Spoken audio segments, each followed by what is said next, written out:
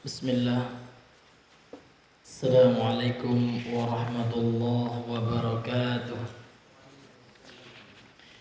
Innal hamdalillah nahmaduhu wa nasta'inuhu wa nastaghfiruh wa na'udzu billahi min shururi anfusina wa sayyiati a'malina.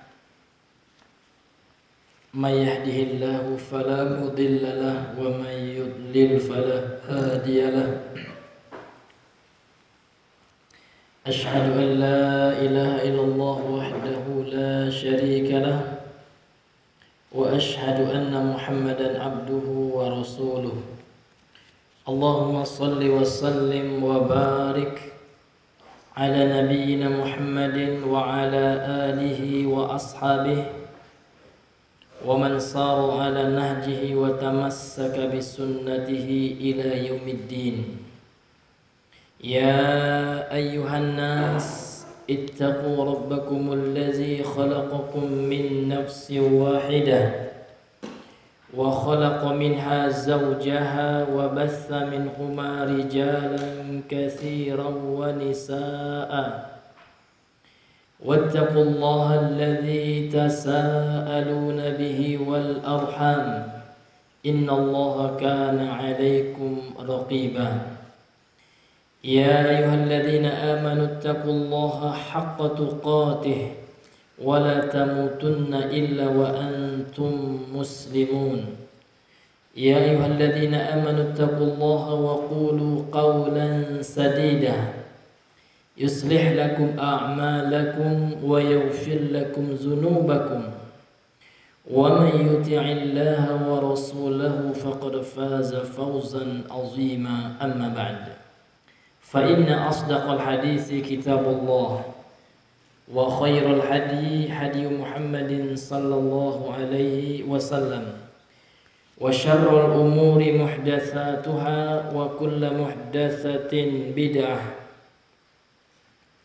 وكل بدعة ضلالة وكل ضلالة في النار. Nasallallahu as-salamata wal afiyata minha. Ikhwani fid din, a'azzani Allah wa iyyakum. Alhamdulillah, marilah kembali kita bersyukur kepada Allah yang mana pada malam hari ini Allah Subhanahu wa taala masih mengumpulkan kita dalam salah satu majelis yang insyaallah kita berharap Allah Subhanahu wa taala mengampuni dosa-dosa kita dengan kebaikan yang kita lakukan. Mudah-mudahan ini semua hanyalah mengharapkan pahala dan ridha Allah Subhanahu wa taala. Karena kebaikan yang kita lakukan, maka Dia akan menghapus seluruh kesalahan-kesalahan kita dengan bertaubat dan dengan amal soleh. Karena kebaikan yang kita lakukan, amal soleh yang kita kerjakan, kata Allah Subhanahu wa taala, innal hasanati yudhibnas sayyiat. Sesungguhnya kebaikan-kebaikan tersebut, kata Allah, yudhibnas sayyiat, bisa menghapus dosa-dosa dan kesalahan-kesalahan. Maka kita berharap kepada Allah, mudah-mudahan dengan kebaikan yang kita lakukan, dan di antara kebaikan yang besar yang memiliki kedudukan yang agung di sisi Allah adalah talabul ilm, adalah menuntut ilmu dan menghadiri majelis ilmu. Kemudian salawat dan salam kepada Nabi besar Muhammad sallallahu alaihi wasallam. Allahumma salli ala Muhammad wa ala ali Muhammad. Semoga salawat dan salam hendaknya selalu Allah curahkan kepada Nabi besar Muhammad sallallahu alaihi wasallam. Ikhwani fi din, azani Allah wa iyyakum. Di dalam sebuah hadis yang dikeluarkan oleh Imam Muslim dalam sahihnya, kata Nabi sallallahu alaihi wasallam, inna ahabbakum wa aqrabakum ilayya majlisan yaumal qiyamati ahsanukum khuluqan. Kata Nabi sallallahu alaihi wasallam, inna ahabbakum, sesungguhnya manusia yang paling aku cintai di antara kalian, kata Rasul. Mau enggak Ya Bapak sekalian, para ikhwah sekalian dicintai Rasul? Mau? Mau. Kita semua mesti mau mencintai Rasul ya. Wa aqrabakum ilayya manzilan majlisan yaumil qiyamah, dan manusia di antara kalian yang paling dekat tempat duduknya ya dengan Nabi di hari kiamat, siapa mereka? Ahsanukum khuluqan, yang paling bagus akhlaknya. Bahkan Rasul sallallahu alaihi wasallam dalam hadis lain dan hadis sahih, di antara visi misi diutusnya Rasul, apa kata beliau? Beliau sendiri yang bersabda, innama bu'istu liutammima makarimal akhlak, wa fi riwayah liutammima salihal akhlak. Sesungguhnya aku diutus, kata Rasul, hanya saja aku diutus sesungguhnya untuk menyempurnakan akhlak yang mulia. Jadi akhlak yang mulia itu yang pertama akhlakun ilallah ya, akhlak kepada Allah. Bagaimana kita mentauhidkan Allah, bagaimana kita beribadah sesuai dengan apa yang Allah syariatkan. Kemudian akhlak sesama manusia, ini penting. Bagaimana akhlak sesama manusia itu? Adalah muamalah kita dengan sesama manusia sesuai dengan tuntunan Rasul. Ya, sesuai dengan tuntunan Rasul sallallahu alaihi wasallam. Yang muda menghormati yang tua, meskipun yang muda ini presiden, ya, meskipun yang muda ini raja, namun Rasulullah SAW mengatakan laisa minna malam yu'akkir kabirona, bukan termasuk ya bagian dari kami yang tidak menghormati yang tua.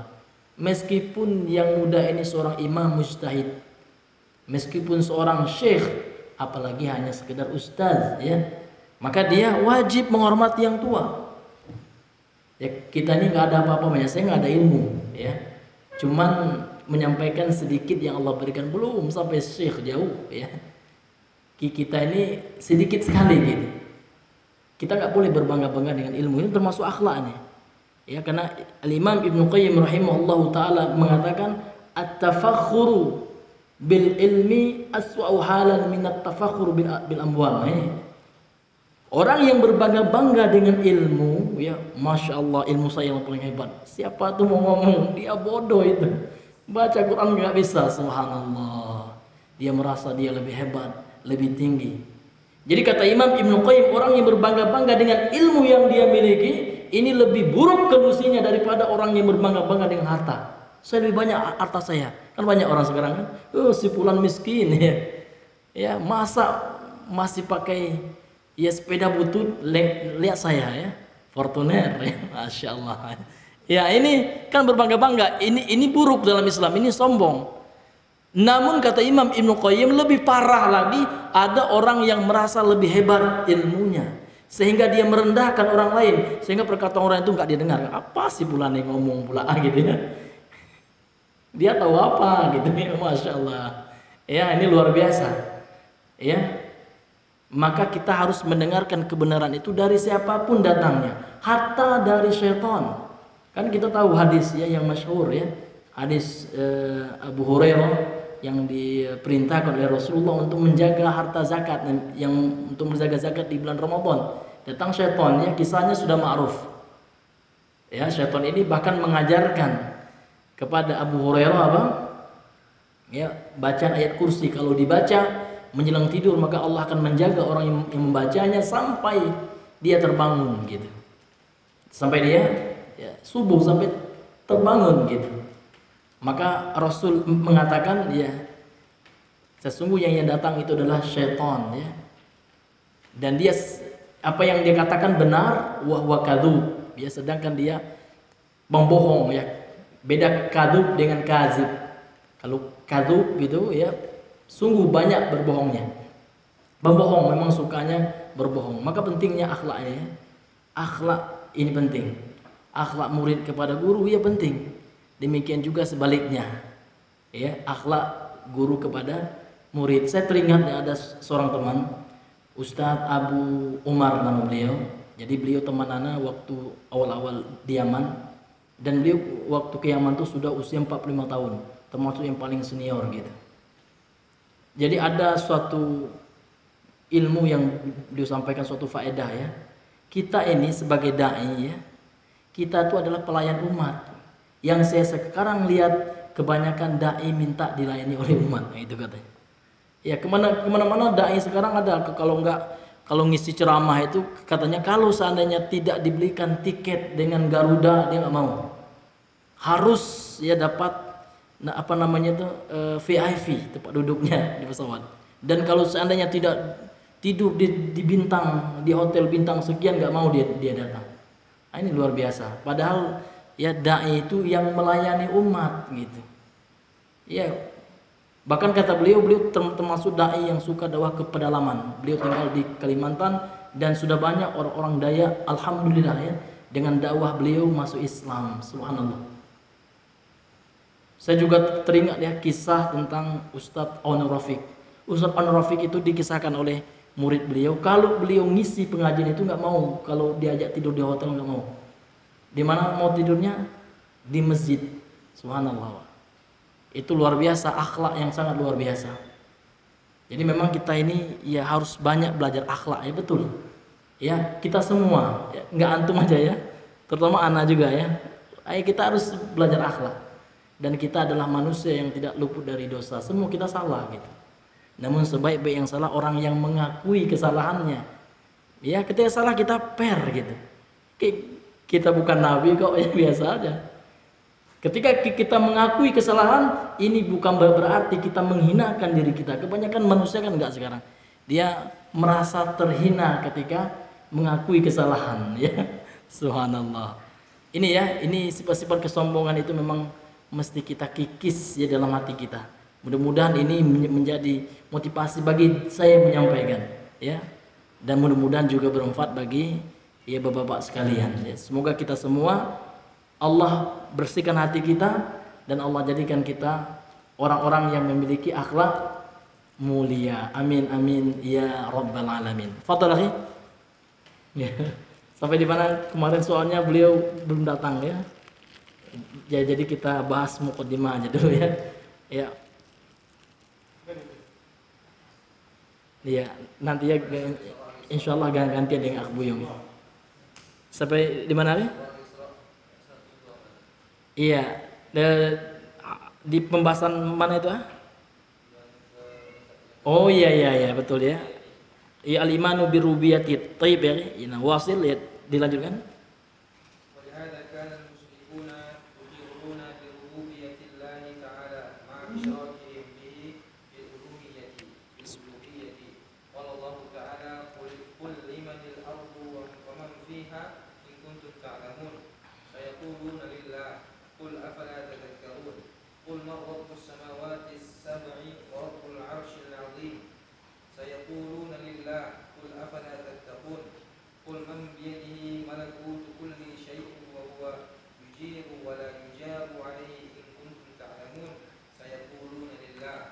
Naam. Qala Allah Ta'ala naam. Qala Allah Ta'ala wa la in sa'altahum man khalaqa as-samawati wal arda la yaqulunna khalaqahunna al-'azizul 'alim. Qala Ta'ala wa la in sa'altahum man khalaqahum la yaqulunna Allah fa anna yufakun. Baik, naam. Qala asy-syarihu rahimahullahu taala wa nafa'ana bihi wa bi ulumihi fid dharain. Berkata pensyarah kitab Al-Imam Ibnu Utsaimin, semoga kita bisa mengambil manfaat dari ilmu beliau dan juga semoga ilmu beliau bermanfaat bagi beliau di dunia dan di akhirat. Qala wa li hadza kana al-musyrikuuna yuqirruna bi rububiyyatillahi ta'ala. Oleh sebab ini ya. Oleh karena ini bisa juga ya.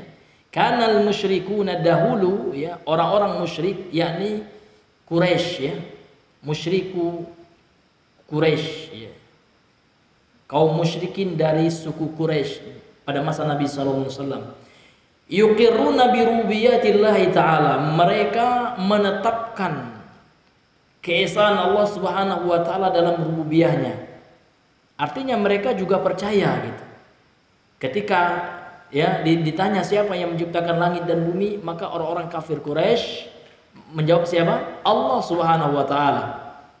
Ketika ditanya siapa yang menurunkan hujan, mereka mengatakan Allah. Siapa yang mengatur alam semesta? Mereka mengatakan Allah gitu. Jadi kalau seandainya ada orang sekarang ya yang meyakini bahwasanya alam semesta ini ada selain Allah yang mengaturnya, maka lebih parah daripada kafir Quraisy ya. Karena kafir Quraisy dahulu ya ketika ditanya, ntar kita akan bacakan ayatnya ya, wa may yudabbiru amra ya, siapa yang mengatur urusan ini gitu ya, mengatur alam semesta, mereka menjawab Allah Subhanahu wa taala. Ma isyrakihim bihi fil uluhiyati. Meskipun mereka mentauhidkan Allah dalam rububiyahnya, namun bersamaan dengan itu mereka juga mempersekutukan Allah di dalam uluhiyah Allah Subhanahu wa taala, di dalam peribadahan kepada Allah. Persis seperti sekarang, Pak. Fenomena yang kita saksikan sekarang ya, ada orang yang mengaku ya memiliki kesaktian atau dukun ya. Ya memperagakan ya, saya pernah lihat di media sosial ya, memperagakan tahan bacok ya. Namun dia baca mantranya terkadang diselipkan juga ada seperti selawat, namun selawat yang tidak ada dasarnya ya. Kemudian setelah itu Pak, saya dengar ya dia meminta kepada selain Allah. Dia seru siapa? Ya Abdul Qadir Jailani ya. Dia berdoa nauzubillah. Kalau orang yang nggak paham tauhid dia bisa terkecoh. Kan bagus juga bahasa Arab yang diucapkan. Padahal di dalam ucapannya diselubungi dengan kesyirikan. Padahal yang ini mengaku bahkan mengaku santri, itu yang sangat miris sekali. Maka tidak ada satupun hadirin yang dimuliakan oleh Allah Subhanahu wa taala ya, para ulama, baik itu dari ulama Indonesia juga yang memperbolehkan kesyirikan yang seperti itu. Mereka juga terkadang berdalil dengan pendapat-pendapat sebagian ulama yang mengatakan azimat itu boleh, kata mereka. Padahal yang diperselisihkan oleh para ulama itu adalah Al-Quran. Namun pendapat yang kuat ya dalam masalah ini, Al-Quran ini nggak boleh dijadikan azimat. Nah, orang itu mengambil ya, ada pendapat ulama yang memperbolehkan azimat, katanya seperti itu. Namun mereka tidak melihat persyaratannya. Bahkan Imam An-Nawawi, kalau kita baca perkataan beliau dalam syarah Sahih Muslim itu, beliau memberikan syarat. Syaratnya adalah hendaknya itu berasal dari Al-Quran, kemudian berasal dari hadis dan doa-doa, ya kan, yang jelas maknanya gitu. Namun sekarang kan enggak, buku-buku yang mereka jadikan landasan ya, ini tidak ada dari Al-Quran itu Pak. Ya huruf-huruf hijaiyah, ya alif, ba, ta, tha, ya kemudian dijadikan raja. Ini adalah sihir ya, perdukunan. Maka tidak ada ulama yang membolehkan itu. Terkadang orang-orang ini, dukun-dukun ini, ya mereka di media ya berdalil dengan ulama ini kedustaan ya. Maka tidak ada ulama yang membolehkannya. Bahkan ya pendapat yang rajih dalam masalah ini, Al-Quran itu ya tidak bisa ya dijadikan ya tamaim ya, dijadikan raja, dijadikan zimat ya. Ya, karena memang tidak ada sunnahnya dari Nabi SAW, tidak ada keterangannya Nabi melakukan seperti itu. Dan sekarang praktek kebal ya, kebal itu adalah perkara gaib. Nah, kita percaya dengan perkara gaib ya. Namun apakah kebal ini gaib yang diperbolehkan? Kan gitu. Yang gaib itu apa? Mana gaib itu? Ma ghaba an a'yunin nas ya.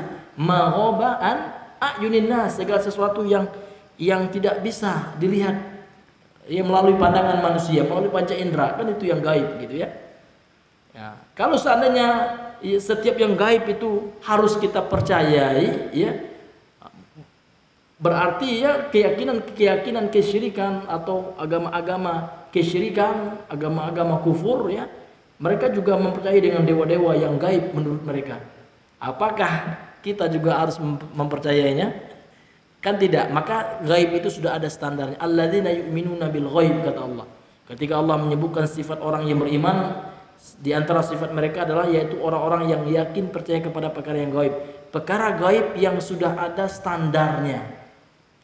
Di mana kita tahu standarnya? Al-Quran dan sunnah Nabi SAW serta ijma' para ulama. Apa saja perkara gaib yang mesti kita imani. Allah ini perkara gaib. Malaikat kita nggak bisa melihatnya. Jin perkara gaib. Neraka, surga itu bukan percaya kepada orang sakti, katanya hebat ya, kebal ya. Ini semua ya adalah yang pertama boleh jadi bekerja sama dengan syaitan ya, sihir ya. Kemudian yang kedua boleh jadi itu adalah trik ya, sebagaimana diceritakan oleh Syekhul Islam Ibnu Taimiyah dalam Majmu'ul Fatawa, dan cerita ini juga dinukilkan oleh Syekh Dr. Shalih Al Fauzan dalam kitabnya Aqidatut Tauhid. Beliau menceritakan bahwasanya Syekhul Islam Ibnu Taimiyah pernah menantang, ini luar biasa beliau itu masya Allah Pak.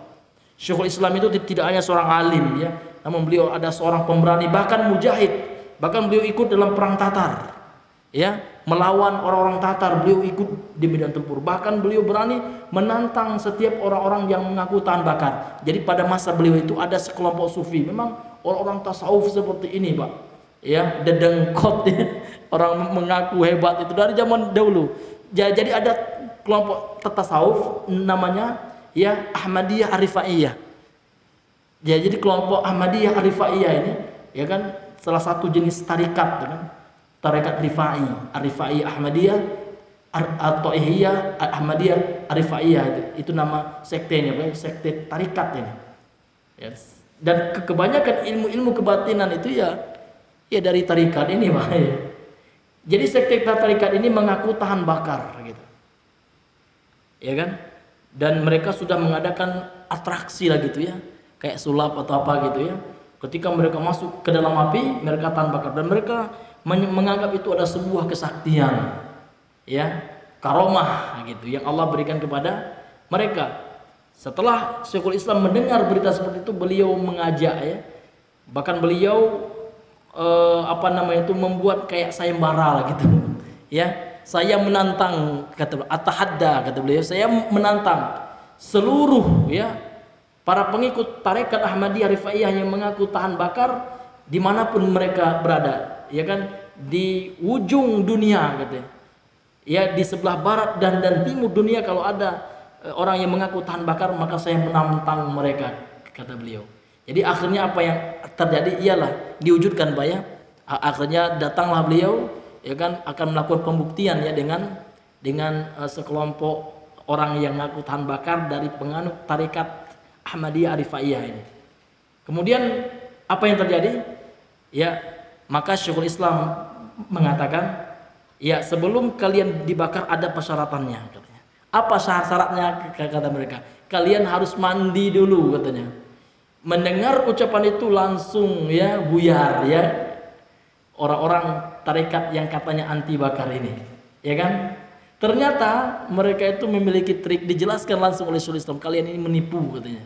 Kalian itu ya, saya tahu, saya akan bongkar triknya. Jadi Syekhul Islam ini luar biasa cerdas ya, tidak hanya ya masalah agama, Al-Qur'an, hadis ya, tafsir, tapi beliau juga bisa ya mempelajari trik-trik sulap gitu. Ini luar biasanya beliau. Ya ini ya ceritanya masyhur gitu ya. Sesungguhnya mereka itu bisa kebal, kata beliau, yang pertama karena mereka melumuri jasad mereka dengan lemak kodok ya. Kemudian juga lemak kodok yang dicampur dengan daun ini yang sudah ditipiskan ya, daun jeruk, kemudian dengan seperti bedak gitu ya, seperti zat bedak gitu ya, ya bedak lah gitu ya. Kemudian dilumurilah ke sekujur tubuh mereka, sehingga memang dengan itu kata beliau akan tidak bisa dibakar oleh api gitu. Makanya beliau memberikan syarat, kalian harus mandi dulu gitu. Ya, sebelum kalian masuk api ini ya kalian mandi dulu sampai bersih sehingga hilang zat-zat itu ya. Namun apa yang terjadi itu ditolak oleh orang Ahmadiyah Rifaiyah ini, dan ya terbongkarlah ya tipu daya trik mereka yang mengaku-ngaku hebat ya, dan mereka tidak berani. Bahkan Syekhul Islam pun ini ya, jangankan tubuh ya, jempol aja kata beliau. Kalau seandainya kalian berani coba bakar jempol kalian katanya, yang sudah kalian bersihkan ya, nggak berani mereka. Kalau seandainya kalian benar, saya akan ikut ya ajaran kalian gitu. dan ternyata ya mereka tidak berani dan terbongkarlah ya kebusukan ya tipu daya dari mereka ini Pak ya. Dan itu memang seperti itu dari zaman dulu seperti itu ya. Memang ada penyihir ya yang menggunakan kecepatan tangan gitu ya, yang menggunakan trik. Itu sihir juga, ingat itu sihir juga ya, itu sihir juga. Kemudian yang kedua ada sihir yang berpotensi kepada kemusyrikan yang betul, yang mana pelakunya bisa bersekutu dengan jin ya, atau dengan syaitan kafir ya, dengan jin-jin kafir dari kalangan para syaitan gitu. Ini luar biasanya. Maka kita memang harus waspada ya. Pada zaman ini telah muncul ya para dukun, bahkan para dukun ini membuat perkumpulan sekarang ya, Asosiasi Dukun Indonesia. Ada pengacaranya juga, luar biasa dukunnya. Iya, luar biasa. Namun semoga Allah Subhanahu wa taala ya menghancurkan makar-makar mereka. Mereka musuh Allah. Dukun itu adalah musuh-musuh Allah. Maka jangan kita takut dan jangan kita terpedaya. Orang kan dukun itu hebat juga, Pak Ustaz, Al-Quran juga. Jangan Pak ya, mereka mempermainkan umat Islam ya, menipu umat Islam terkadang dengan membawa ya ayat-ayat suci Al-Quran. Qala Allah Ta'ala, Allah Subhanahu wa taala berfirman dalam surah Al-Mu'minun ayat 84 ya sampai 89. Kalau di buku antum ayat 84 sampai 89 juga. Allah Subhanahu wa taala berfirman, "Qul limanil ardu wa man fiha." Katakan wahai Muhammad, kata Allah, milik siapa bumi dan apa dan siapa yang di dalamnya gitu. In kuntum ta'lamun, kalau seandainya kalian mengetahui. Jadi Allah memerintahkan Rasulullah SAW untuk bertanya ya, tes itu orang kafir Quraisy gitu. Ya, siapa pemilik bumi ini gitu? Siapa pencipta bumi ini? Dan siapa yang menguasai segala sesuatu yang ada di bumi ini? Maka orang-orang kafir Quraisy menjawab, sayaquluna lillahi qul afala tadhakkarun. Mereka akan menjawab ya, lillah, sesungguhnya bumi dan apa dan semua yang ada di dalamnya adalah milik Allah. Afala tadhakkarun. Kalau begitu kenapa kalian enggak sadar-sadar juga gitu? Kenapa kalian tidak sadar terhadap kebesaran Allah Subhanahu wa taala? Namun kenapa kalian tetap mempersekutukan Allah di dalam ibadah-ibadah kalian? Kenapa kalian masih menyembah selain Allah, meminta kepada patung-patung yang kalian buat dengan tangan-tangan kalian kan gitu? Qul man rabbus samawati sab'i wa rabbul arsyil azim. Katakan wahai Muhammad, tanyakan kepada mereka, siapakah Rabb, pencipta, penguasa, pengatur langit yang 7 lapis, dan Rabb yang menciptakan, yang mengatur arasy yang besar. Jadi berdasarkan arasy ini ya, berdasarkan ayat ini bahwasanya arasy Allah itu adalah makhluk. Karena Allah itu adalah Rabbul arsyil azim. Allah itu Rabb itu apa artinya? Pencipta. Jadi arasy itu adalah makhluk. Maka jangan ragu. Karena ada pula orang yang saya nggak tahu ya, wallahu alam, arasy itu makhluk atau tidak. Kalau tidak berarti arasy itu khaliq dong ya. Itu kesyirikan itu ya. Ya, arasy itu adalah makhluk Allah Subhanahu wa taala yang paling besar, itu arasy ya. Arasy itu adalah makhluk Allah yang paling besar gitu. Wa rabbul arsy, dan Allah lebih besar dari segala sesuatu. Wa rabbul arsyil azim. Sayaquluna lillah, maka mereka akan menjawab milik Allah ya. Siapa yang menciptakan langit dan bumi? Langit yang 7 lapis, bumi yang 7 lapis ini. Dan siapa yang menciptakan arasy Allah yang agung itu? Maka mereka akan menjawab siapa? Allah. Qul afala tattaqun. Kalau begitu kenapa kalian enggak bertakwa gitu? Ya kan, hanya di mulut saja ternyata ya. Karena kalau kalian meyakini tauhid rububiyah, seharusnya keyakinan kalian terhadap tauhid rububiyah itu mengantarkan keyakinan kalian terhadap tauhid al-uluhiyah. Tiba pula orang zaman sekarang ya, itu enggak ada tauhid uluhiyah rububiyah, itu bid'ah katanya. Nauzubillahi min zalik ya. Trilogi katanya, ini sama dengan trinitas. Ini masya Allah, goblok betul Pak. Iya, di mana sisi samanya Pak ya? Sungguh tidak insaf ya. Coba apa yang maksud dengan tauhid rububiyah? Coba kalau dia paham maknanya gitu ya, dia tidak akan mengingkarinya.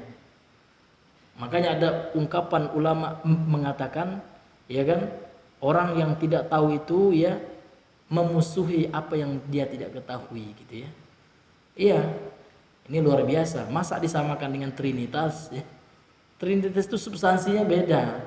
Ya kan, walaupun dalam bahasa Inggrisnya sama-sama 3 ya, tri gitu ya. Bukan berarti sama. Ya, substansinya, hakikatnya gitu. Definisinya pun beda gitu. Dan ternyata mereka yang keluar-keluar ya mengatakan menyalahkan tauhid, pembagian tauhid rububiyah, uluhiyah, asma sifat, ternyata ulama-ulama mereka ya karena kekurangan bacaan mereka ya, mereka nggak tahu ternyata ulama-ulama Asy'ariyah, Maturidiyah sendiri juga membagi tauhid ya.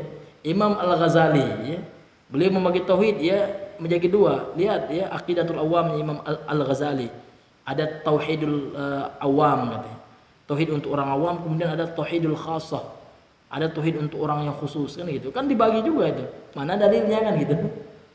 Nah, kemudian dalam kitab Asy'ariyah yang lain mereka bagi 3. Ya. Ada namanya tauhidul zat ya. Tauhidul af'al ya, tauhidul sifat ya dibagi 3 juga oleh mereka. Namun karena yang uluhiyah rububiyah itu tidak dari ya guru-guru mereka yang enggak mereka terima. Ini ya, ini luar biasanya ya. Orang-orang ya yang bermanhaj yang seperti itu. Maka kita jangan meniru seperti itu gitu. Iya, petang-petang guru kita semuanya benar ya. Kalau saya bilang ya kalau saya salah jangan ikuti tegur ya nggak apa-apa. Ya kan toh saya bukan nabi gitu ya. Yang penuh dengan kesalahan ya.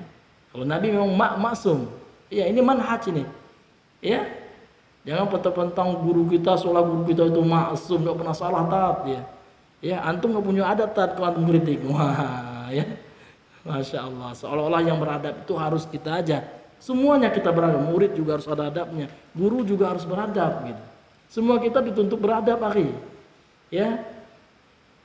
Begitu juga ketika saya bahas akhlak. Ustadz ini akhlak aja pembahasan misalkan. Ya. Iya.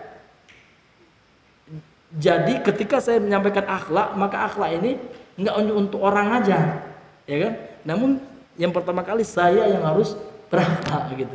Terkadang orang ya bahas akhlak, namun soal akhlak itu hanya untuk orang aja, dan dia lupa melihat akhlak sendiri itu yang banyaknya gitu. Ya, saya enggak ya menyinggung siapa-siapa enggak. Ini kembali pada diri saya sendiri gitu. Terkadang kita bahas adab, ternyata kita lupa dengan adab sendiri, Pak. Terkadang kita bahas akhlak, ternyata kita lupa dengan akhlak sendiri. Maka kita sama-sama introspeksi, sama-sama menyalahkan diri sendiri. Gak usah menyalahkan orang, kita kembali kepada diri kita. Mungkin kita yang selama ini, kok orang gak ke masjid kata kita kan? Seolah-olah orang saja yang gak berakhlak. Ya kan? Ternyata mungkin dia sendiri juga yang gak mau, ya kan? Berakhlak gitu. Jangan kita lihat salahnya orang saja ya. Kita kembali kepada kita. Sudahkah kita mengajak orang gitu? Kenapa orang nggak ke masjid berjamaah? Kan hidayah taufik di tangan Allah. Namun pertanyaannya ya, sudahkah kita mengajak orang? Kan gitu. Kalau belum berarti sama kita. ya, ini luar biasa, Pak ya. Betul-betul akhlak ini penting, betul. Namun akhlak itu tidak hanya sekedar teori, namun dia butuh pengamalan ya dan aplikasi dalam kehidupan kita. Itu, Pak. Itu yang paling penting ya. Sudah azan ya? Ya, azan aja dulu ya. Fadhal saya.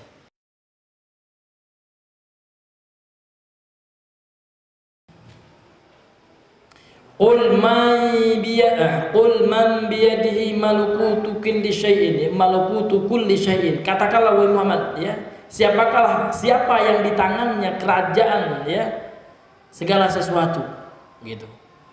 Wa huwa yujiru wa la yujaru alaih. Dan dia manusia ya memohon perlindungan wala yujaru alaih, sedangkan dia Allah Subhanahu wa taala tidaklah ya beliau meminta perlindungan. In kuntum ta'lamun, kalau seandainya kalian mengetahui. Jadi Allah menyuruh Rasul menanyakan lagi kepada kafir Quraisy itu. Qul man biyadihi malakutu kulli syai'.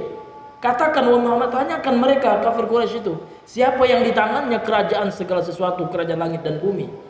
Wa huwa yujir, dan dia ya orang kafir Quraisy itu ya manusia ya, dia memohon pelindungan kepada Allah, sedangkan Allah nggak butuh pelindungan gitu. Maka jawabannya adalah mereka menjawab sayaquluna lillah. Mereka menjawab milik Allah.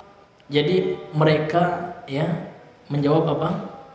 Lillah. Sayaquluna lillah, mereka jawab milik Allah. Langit bumi, kerajaan langit bumi itu milik Allah. Qul fa anna tusharun. Namun kenapa kalian tersihir gitu ya? Artinya orang yang tersihir itu Pak ya nggak sadar gitu ya. Jadi kelakuan mereka tuh bagaikan orang-orang yang tersihir gitu ya, nggak sadar ya, sehingga yang buruk dikerjakan, yang baik ditinggalkan. Itu orang yang tersihir. Dan ingat ya, terkadang retorika itu ya mengandung sihir. Rasul mengatakan dalam hadis sahih, inna minal bayani la sihran. Sesungguhnya ya sebahagian dari penjelasan itu, retorika seseorang itu bisa seperti sihir. Terkadang orang terpedaya, masya Allah, padahal salah yang dia sampaikan. Kalau seandainya retorikanya baik, penyampaiannya itu baik, ya kan, sesuai dengan Al-Quran, dengan As-Sunnah, sesuai dengan pemahaman para salaf, ya, para sahabat, ya, sesuai dengan pemahaman salaful ummah, maka bagus, ya, kemampuan retorikanya akan menunjang dakwahnya, ya. Namun kalau digunakan oleh orang yang salah, ahlul bid'ah ya, yang menyebarkan kebid'ahan, ya ini luar biasa Pak. Ya sehingga banyak pengikutnya, apalagi hebat dia melawak, ya pengikutnya banyak. Namun disesatkan, ya na'udzubillahi min zalik ya. Kata si fulan AS itu katanya bagus itu Pak Ustaz. Enggak apa-apa, Allah itu di mana-mana. Allah itu enggak di atas, kata AS ya. Karena AS ini sudah menyihir gitu. Karena sebagian dari penjelasan itu, makanya ulama kita itu jangan ya, fala tujalisu ahlal ahwa ya. Bukan ahlal hawa, itu lain artinya. Kalau hawa itu artinya udara, ahli udara itu ya. Orang yang hebat ya, kipas ya. Tapi kalau ahwa itu baru pengekor hawa nafsu. Jadi Imam Ahmad dalam Ushul Sunnah mengatakan fala tujalisu ahlal ahwa'i, jangan kalian duduk ya dengan ahli bid'ah gitu. Tapi kan dia bagus Pak Ustadz kan gitu. Ilmunya kan banyak, kan murid Syekh Bimbas itu Pak Ustadz ya, masya Allah. Meskipun bahkan murid Nabi sekalipun ya kan, kalau seandainya dia menyimpang ya kan, iya maka itu tidak dikatakan ini ya orang yang benar ya. Seperti siapa itu? Iya orang munafik, ada yang mengaku murid Nabi ya, Abdullah bin Ubay bin Salul, kan murid Nabi diaku ya. Jadi itu bukan ukuran. Terkadang orang kan itu kan murid ini, beliau itu murid Syekh Bimbas ya. Namun dia mentazkiyah takfiri, orang yang mengkafirkan para ulama Saudiyah ya. Iya. Pembesar ya Al-Qaeda. Al-Qaeda itu takfiri Pak. Itulah yang ekstremis radikalis yang sebenarnya. Bukan kita Ahlussunnah gitu ya. Kita nggak pernah mengkafirkan pemerintah. Mereka nggak hanya pemerintah ini yang dikafirkan. Pemerintah Arab Saudi lebih banyak kan. Luar biasa Pak ya, luar biasa. Bahkan tidak hanya pemerintah, seluruh yang mentaati perintah semuanya kafir. Maka tidak hanya kafir Pak, halal dam ya, halal darahnya. Nah, itu yang dipuji sebagai seorang mujahid. Nah, ya luar biasa Pak. Sehingga orang banyak tersihir, kan mantap juga dia kan gitu. Ini luar biasa, butuh manhaj di sini. Ya. Ya, butuh kita manhaj. Bagaimana sikap kita beragama? Kita itu beragama memang harus seperti itu ya.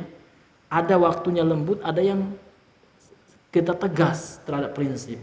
Kalau dalam masalah khilafiyah ya kita toleransi lah gitu Pak ya. Namun kalau sudah menyangkut masalah pokok akidah, masalah pokok akidah apa Pak? Yaitu kita wajib taat kepada pemerintah muslim selama ya perintahnya tidak melanggar perintah Allah dan Rasulnya. Kita wajib taat. Kita nggak boleh memberontak. Sehingga apapun bentuk pemberontakan, meskipun itu dibenarkan, misalkan dalam negara kita kan nggak apa-apa demo Pak Ustaz kan gitu. Namun ini termasuk khuruj bil kalam ya. Ini ada bentuk pemberontakan juga, namun bukan dengan silah ya. Itulah namanya al-khawarijul qa'at ya. Khawarij yang duduk dia. Namun dia sebagai apa namanya itu yang memanas-manasi kaum muslimin. Itu khawarij. Ini luar biasa Pak. Nah, makanya dalam prinsip akidah Ahlussunnah wal Jamaah seperti itu. Maka kita tidak boleh sedikit pun ya ikut-ikut dalam hal-hal yang seperti itu. Itu perbuatan khawarij. Iya. Nah, sekarang itu sudah banyak, bahkan ada kemarin itu doktor juga itu, doktor. Ya. Dan dia muayyid ya. Yu'ayyidul khawarij, dan dia mendukung khawarij ya. Dan dia mendukung demon. Dan sekarang baru tersingkap. Dan alhamdulillah jazakallahu khairan kepada ustadz kita, Ustadz Dr. Ali Musri ya, sudah menjelaskan keadaan ini banyak juga pendukungnya, Pak, banyak. Nah, kalau orang yang nggak paham manhaj ya, oh kok terlalu keras, jangan saling menyalahkan kan gitu. Padahal sudah jelas ini mukhalafah, penyimpangan dalam masalah usul ini. Ya, penyimpangan dalam masalah pondasi. Ya, demon itu masalah pondasi ini. Ya, orang yang membolehkan demon ini luar biasa nih. Ya, ini luar biasa. Ya.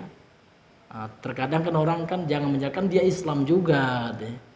Ya kalau begitu ya khawarij itu Islam juga agamanya kan. Bahkan ibadah mereka mengalahkan ibadah para sahabat. Para sahabat kalau lihat khawarij beribadah ya, menganggap remeh, nggak ada apa-apanya soal kita. Udah ya. Ya tengok khawarij itu ya, subhanallah. Kalau sahabat lihat khawarij baca Al-Qur'an, yahtakiruna bi qiraatihim. Mereka itu menganggap remeh, nggak ada apa bacaan kita nih ya. Tengok itu rajin kali bacaan Qur'annya ya. Akan tetapi Rasul mengatakan al-khawariju kilabu alinnar. Gitu prinsip harus kokoh. Jangan lembek ya, kemarin kokoh jangan lembek itu ya, kita harus istiqomah. Kalau nggak sama ya, kalau nggak bisa meningkat minimal sama. Makanya insya Allah ya, saya berharap dengan izin Allah kita akan adakan nanti daurah dengan ustadz-ustadz yang insya Allah ya dari segi manhaj kokoh ya, luar biasa ya, mudah-mudahan ya, wala uzakki ya alallahi ahad ya, wallahu hasibuhu ya, seperti ya ustadz yang antum udah tahu lah gitu ya. Insya Allah kalau ada kita kesempatan ya, kita ada niat untuk sowan ya, dan kita buat nanti daurah karena beliau lebih ininya ya, anak juga belajar ya, karena beliau masya Allah ya, kita sama-sama belajar gitu. Mudah-mudahan ya Allah Subhanahu Wa Taala tidaklah mewafatkan kita melainkan di atas Islam dan di atas sunnah dan di atas akidah Ahlussunnah wal Jamaah dan di atas manhaj salaf ini. Kemudian Allah Subhanahu wa taala berfirman dalam surah Az-Zukhruf ayat yang ke-9, wala in sa'altahum, dan apabila ya mereka bertanya kepada engkau wahai Muhammad, man khalaqas samawati wal arda, siapa yang menciptakan langit dan bumi? Ya. Kalau seandainya mereka bertanya kepada engkau ya, maka ya mereka akan menjawab ya apabila engkau bertanya kepada mereka wahai Muhammad, siapa yang menciptakan langit dan bumi, maka mereka akan menjawab la yaqulunna khalaqahunnal azizul alim. Mereka akan menjawab yang telah menciptakan langit dan bumi itu adalah al-azizul alim. Allah zat yang maha mulia dan Allah zat yang maha mengetahui. Jadi orang-orang kafir Quraisy pada zaman dahulu sama Pak. Ya sama dengan para musyrik besar ya, para dukun ya. Ketika ditanya siapa menciptakan langit bumi, mereka mengatakan Allah. Namun mereka mempersekutukan Allah di dalam peribadahan mereka. Sehingga yang saya sebutkan tadi ada dukun ya, itu jelas sekali ya. Dia baca sholawat kemudian dia minta kepada selain Allah. Minta kepada siapa? Syekh, itu bisa dilihat dari rekamannya. Ya Abdul Qadir Jailani gitu ya. Apa-apa yang dibacakan tetapi ada kalimat dia minta kepada selain Allah, itu kesyirikan itu. Karena berdoa kepada selain Allah itu apa? Syirik, ya syirik besar malahan. Nauzubillahi min zalik. 4 syirik besar yang dijelaskan ulama. Yang pertama adalah syirkud doa ya. Syirik dalam berdoa, meminta, nauzubillah ya. Kepada Allah, habis itu baru ditebasnya temannya ya. Iya. Wah, dia kayak kiai juga, lulusan pesantren katanya. Ya hebat ya. Wih, dinikahannya teman gitu ya. Diliput itu ya, diliput di media ini luar biasa. Dia minta kepada selain Allah itu. Disitulah nanti jin kafir akan membantunya. Karena jin kafir itu nggak mau dia asal bantu aja gitu ya. Pasti ada muqabilnya ya, pasti ada imbalannya. Apa itu? Ya, kesyirikan itu. Nah, sehingga mereka mengatakan ini kan dari Islam juga. Jangan kita tertipu tentang bahasa Arab semua dari Islam, jangan. Karena banyak sekarang kitab sihir berbahasa Arab. Mujarobat itu kan terjemahan itu. Aslinya kitab berbahasa Arab. Ya kan? Ada kitab namanya Syamsul Ma'arib Kubro. Ini luar biasa ya. Di situ ada cara membuat ziman ini, raja ini ya. Kemudian bagaimana buat suami istri itu retak, ada di situ diajarkan gitu. Pas ya. Sebagaimana di dalam Al-Qur'an itu, yufarriquna bainal mar'i wa zawjih. Yang memisahkan antara ya suami dengan istrinya. Ini sihir luar biasa. Dan sekarang ya dukun-dukun itu memang luar biasa sekarang ya, ada asosiasinya. Ya. Nauzubillahi min zalik. Ya. Mudah-mudahan juga ya kita tidak memuji 100% bukan ya saudara kita yang merah itu ya. Tapi memang ada juga ininya ya. Sisi baiknya kan gitu. Kita nggak memujinya, nggak. Sulap itu tetap salah gitu. Ini bagian dari sihir juga sulap itu. Sya'wadah ya. Namun bukan sihir yang mencapai taraf kesyirikan. Namun sihir yang sifatnya membohongi gitu ya. Karena memang dia kecepatan tangan. Itu dalam bahasa Arab di dalam kitab-kitab akidah dibahas itu. Nanti kalau antum masih lanjut belajar tentang tauhid, kita akan masuk bab sihir. Nah, nanti dalam sihir itu ada namanya pembahasan tentang sulap. Sya'wadah ya. Menipu pandangan mata seseorang dengan kecepatan tangan dan dengan trik gitu. Nah, namun ini para ulama mengatakan bukan sihir yang pelakunya keluar dari Islam, bukan. Namun ini dosa saja, tidak mencapai taraf kesyirikan. Namun kalau sudah minta kepada jin ya sekarang luar biasa ya, mantra-mantra yang dibaca orang tuh minta kepada ini ke selain Allah, dicampur dengan perbuatan syirik ya. Fadlan.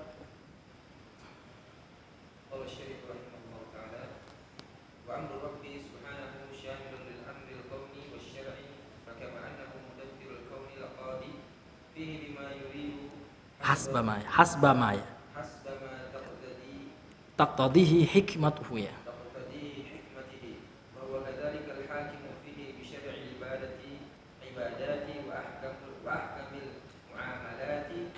Hasbu ma ya. Hasbu mana? Nah. Hikmat. Nah. Hikmatuhu. Nah. Hikmatuhu sebagai fa'il ya. Taqtadi hikmatuhu. Nah.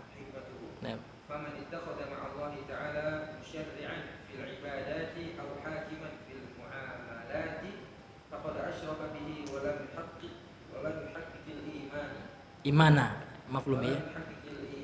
Nah, kemudian kata beliau wa amrul rabbi subhanah, dan perintah Rabb kita Allah Subhanahu wa taala syamilun, ini mencakup meliputi ya, li amril kauni wa syariah, ini mencakup perintah yang sifatnya kauniyah dan syariah. Apa beda perintah Allah ya yang bersifat kauniyah dengan syariah? Apa ini? Perintah yang kauniyah ini adalah perintah Allah Subhanahu wa taala untuk seluruh umat manusia dan seluruhnya pasti mentaatinya, baik yang muslimnya, yang kafirnya, yang taatnya, yang bejatnya, semuanya, Pak. Ya, contoh Allah memerintahkan kepada perut ya, perut semuanya, baik itu perut orang kafir kalau lapar makan gitu. Yang tidak bisa ditolak, tidak ada apa namanya kemampuan itu harus terjadi karena yang kauniyah itu artinya saya qaula mahalah ya, harus terjadi gitu. Nah, dan ini prinsipnya lebih bersifat sebab akibat gitu. Ya kalau orang Islam misalkan ya dibacok ya, ini hukum asalnya berdarah.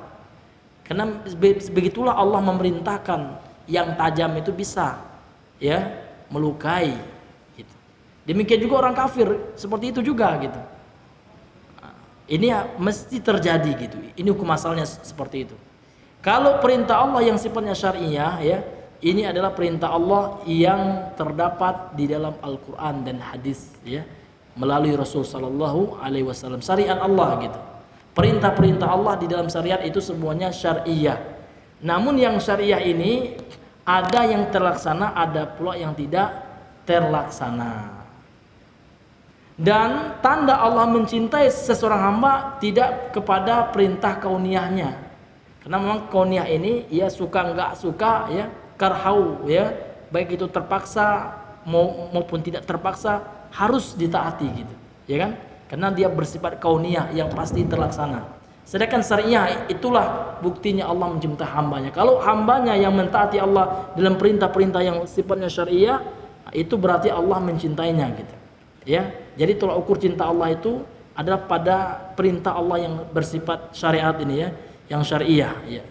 Fakama annahu mudabbirul kaunil qadi fihi, sebagaimana Allah Subhanahu wa taala dialah yang mengatur al-kaun ini dalam alam semesta ini ya.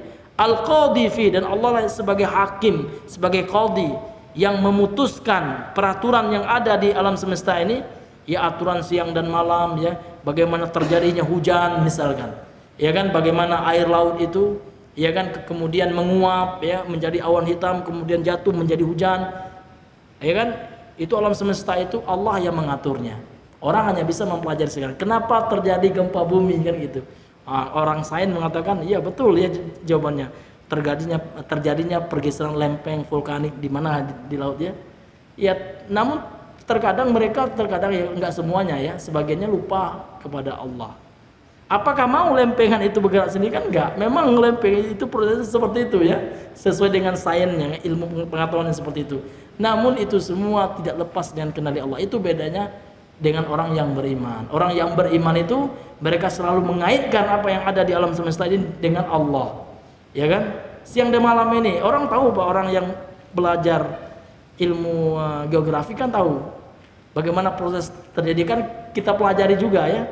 Nah, terkadang Pak di pelajaran itu dipisahkan gitu pengetahuan agamanya gitu ya.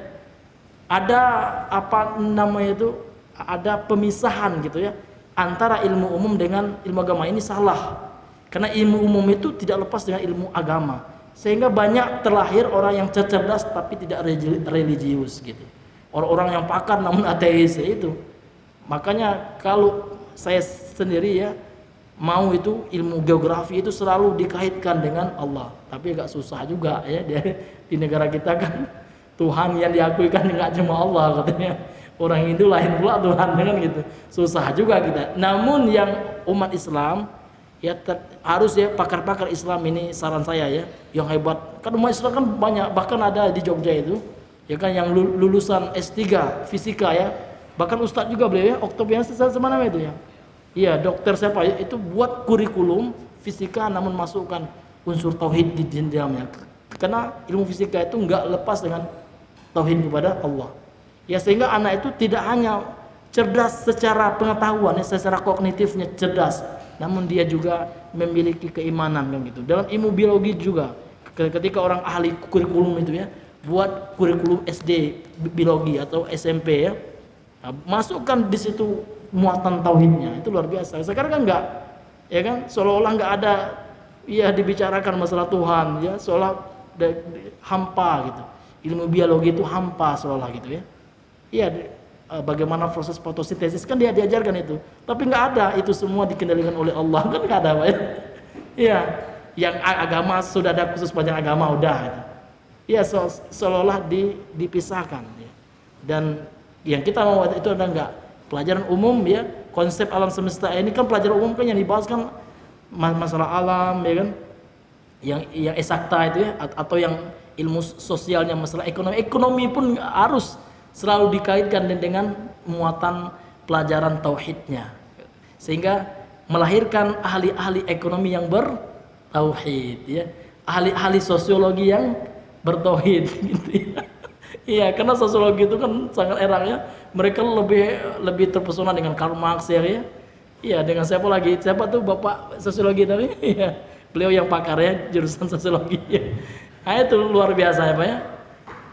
Ya, jadi memang ada itu ilmuwan Pak di Malaysia itu, dia termasuk Habib gitu. Tapi saya ambil dalam sisi itu, dia termasuk orang yang menyuarakan apa namanya itu, bosnya ilmu agama dan umum itu tidak boleh dipisahkan gitu. Karena di dalam pelajaran umum itu pasti ada di situ, ya kan, konsep ketuhanan, apalagi umat Islam ya, ketuhanan kepada Allah SWT harus dimasukkan katanya, sehingga akan melahirkan ahli-ahli yang bertakwa, kan seperti itu. Nah, ini penting sekali, mungkin itu menjadi suatu inilah ya, kalau seandainya kita punya ahlinya gitu kan, kita masalahnya belum ada gitu yang tahu ya. Kita punya sekolah ya, walaupun sekolah kita berbasis ya boarding school, kan ada umumnya juga kurikulumnya itu, hendaknya yang fisika itu kita nggak ngambil di yang sekuler itu ya. Yang sekuler itu kan nggak ada kaitan agama, agama itu nggak dibawa-bawanya. Kalau agama tok gitu kan, nggak dikaitkan di dalam kehidupan yang lain, itu yang sekuler ya. Jadi memang prinsip-prinsip sekuler itu kita tepis gitu Pak ya. Iya. Kemudian kata beliau, fakama annahu munabbirul koni ya, maka sebagaimana dia Allah adalah mudabbir ya, pengatur alam semesta ini, kemudian Allah juga sebagai hakim di dalamnya yang memutuskan seluruh peraturan-peraturan yang ada di alam semesta ini, bima yuridu hasba ma taqtadi hikmatu, apa yang Allah kehendaki berdasarkan apa yang ditunjukkan oleh hikmah rahasia Allah Subhanahu wa taala. Jadi Allah itu pasti ada hikmahnya, terkadang ada rahasia hikmahnya, suatu syariat Allah, suatu aturan Allah, atau suatu hukum kauniyah nih, hukum alam semesta ini. Kenapa api itu membakar itu? Kan ada hikmahnya, rahasianya yang bisa kita pelajari ya kan. Kemudian ada hikmahnya yang banyak gitu. Ada rahasianya yang banyak di balik itu gitu. Jadi setiap perbuatan Allah, setiap perintah Allah, baik itu yang kauniyah, yang alam semesta ini, atau yang perintah Allah dalam syariat Islam, itu pasti ada hikmah rahasianya Pak. Namun terkadang ada rahasianya yang kita ketahui, ada yang pula yang kita nggak ketahui gitu, nggak sampai memang otak kita gitu Pak ya, pemikiran kita, dan tidak ada pula dalil-dalil yang bisa kita pelajari untuk mengetahui rahasia tersebut gitu. Fahuwa kadzalikal hakimu fi, dan dia Allah demikian pula, Allah sebagai hakim ya, fi, di dalamnya, yaitu di dalam alam semesta ini ya, di dalam dunia ini Allah sebagai hakimnya gitu. Mungkin sekarang banyak hakim-hakim ya, setiap negara ada hakimnya ya, ya. Namun harus diketahui hakim yang sebenarnya itu adalah Allah.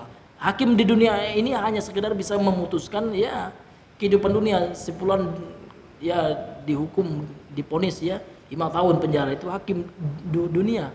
Ingat, masih ada hakim yang sebenarnya, hakim maha ya bijaksana, yang melampaui hakim-hakim yang ada di dunia ini, yakni Allah Subhanahu wa taala. Maka yang paling kita takutkan itu, mungkin kita bisa menang ya dengan menyogok hakim di dunia Pak ya. Namun ingat, Allah itu nggak bisa disogok. Masih ada ya persidangan kelak, mahkamah Allah Subhanahu wa taala sangat luar biasa. Bisyar'il ibadati wa ahkamil muamalat ya, dengan Allah mensyariatkan hukum-hukum ya yang berkaitan dengan ibadah. Ini hukum Allah Pak. Masalah ibadah kita bagaimana diawali dengan toharoh ya, kemudian sholat ya, kemudian hukum-hukum puasa, kemudian zakat, waris ya, haji, itu kan hukum-hukum ibadat itu ya. Kemudian ada juga muamalat ya yang berkaitan dengan hukum jual beli gitu. Kemudian hukum bagaimana fikih hukum yang berkaitan dengan bertetangga bagaimana hukumnya gitu. Itu semuanya diatur ya. Hasbu ma taqtadihi hikmatuhu, yang sesuai ya dengan apa yang ditunjukkan oleh hikmah ya Allah Subhanahu, kebijaksanaan Allah Subhanahu wa taala. Jadi semua syariat Allah itu selalu bijaksana Pak ya.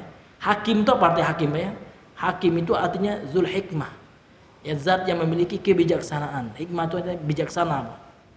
Karena Allah itu maha bijaksana. Allah tidaklah mengazab orang kafir, melainkan itulah keadilan Allah, itulah kebijaksanaan Allah. Allah sekarang jadikan saya enggak orang kaya, itu kebijaksanaan Allah itu. Bisa aja Allah biar saya jadi kolom tapi Allah tahu ya, si dia ini ya, kalau saya buat kaya ini lupa diri. Ini orang udahlah kasih pas-pasan aja udah. Ya, semua aturan Allah Pak, takdir Allah termasuk juga aturan Allah itu ya. Itu sudah sesuai dengan kebijaksanaan Allah, sudah adil, sudah pas lah itu Pak. Sebulan misalkan ya, ini hukum kauniyah ya, dibuat oleh Allah ya, hitam misalnya ya, Karena Allah tahu kalau dia putih ini sombong nih, songong nih orang nanti ini. Iya. Iya. Jadi playboy ini orang nanti ya. Makanya dibuat pas-pasan aja ya sehingga dia bersyukur ya Pak ya. Iya, nanti dia terkena fitnah wanita ya. Udah pas-pasan aja ya, sudah luar biasa fitnah wanitanya. Apalagi ganteng ya gitu. Maka Allah Maha tahu Pak. Maka jangan pula kita iri hasad ya. Aduh, kalau saya kayak si fulan itu udah jadi bintang film saya, jangan gitu ya. Karena Allah tahu yang terbaik dan semua keputusan Allah itu pasti baik Pak. Meskipun kita cacat, ada orang yang cacat misalkan Pak ya, lahir dalam keadaan cacat, itu yang terbaik baginya pasti itu. Karena Allah tahu kan, kalau seandainya dia nggak cacat itu mungkin ada keburukan yang luar biasa gitu. Sehingga kita tahu ya kisah antara Nabi Musa dan Khidir itu ya. Ada seorang anak itu kan dibunuh oleh Nabi Khidir. Ya karena Khidir itu khilaf ulama apakah seorang wali ya, seorang soleh atau seorang nabi, itu masih khilaf di antara ulama ya. Namun dia menjalankan semua yang dia lakukan itu atas perintah Allah. Min amri rabbika itu katanya. Ini ada perintah dari Allah Subhanahu wa taala. Karena Allah tahu gitu, anak kecil ini ya bakal menjerumuskan orang tuanya muslim ya. Sebab dia kalau dia besar ya kena pengetahuan Allah yang Allah berikan ya. Ya kan kepadanya pasti membuat ayahnya kafir nih orang tuanya. Maka disuruh bunuh, itu syariatnya Khidir gitu. Maka nggak boleh syariat itu lantas dikiaskan kepada kita ya. Nah, sehingga setiap ustaz ngaku jadi wali, oh ya ngaku lihat Nabi Khidir. Ini lihat Nabi Khidir luar biasa. Khidir yang mana ya? Rupanya ada orang yang namanya Khidir. Ya luar biasa nih ya. Itu pembodohan publik itu yang luar biasa ya. Iya nggak ada itu ya. Tidak ada yang seperti itu gitu Pak. Faman ittakhadha ma'allahi ta'ala musyarri'an, dan barang siapa yang menjadikan bersama Allah ada pembuat syariat fil ibadati dalam peribadahan, au hakiman atau sebagai hakim fil muamalah di dalam muamalah, faqad asyraka bihi, maka sungguh dia telah mempersekutukan Allah. Yang membuat syariat itu bukan manusia Allah. Manusia ulama hanya menyampaikan syariat Allah, menyimpulkan hukum-hukum dari Al-Quran dan Sunnah. Ini hukumnya wajib kata ulama. Enggak hanya sekedar wajib itu Pak, ada dalilnya itu. Ya ada ilmunya, ada usul fikihnya di situ, ada bahasa Arabnya, ya kan? Ada Al-Qur'annya, ada hadisnya, ada tafsirnya, ada asbabul wurudnya, ada asbabun nuzulnya lengkap. Ya kan? Kalau kita ini belum mencapai itu ya, mujtahid itu luar biasa. Apalagi mujtahid mutlak gitu. Kalau kita ini hanya muttabi' ya, minimal muttabi' ya, yang mengikuti pendapat ulama dan kita tahu dalilnya, minimal itu. Ya, kita mengikuti pendapat ustadz misalkan. Ustadz si A mengatakan itu, ya diusahakan kita pahami apa argumentasinya itu.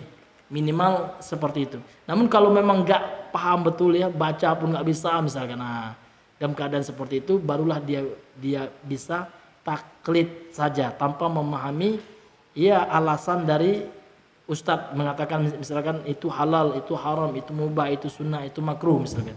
Hukum-hukum yang berkaitan dengan hukum taklifiyah gitu ya, yang berkaitan dengan perbuatan mukallaf, orang yang telah Allah bebankan syariat baginya.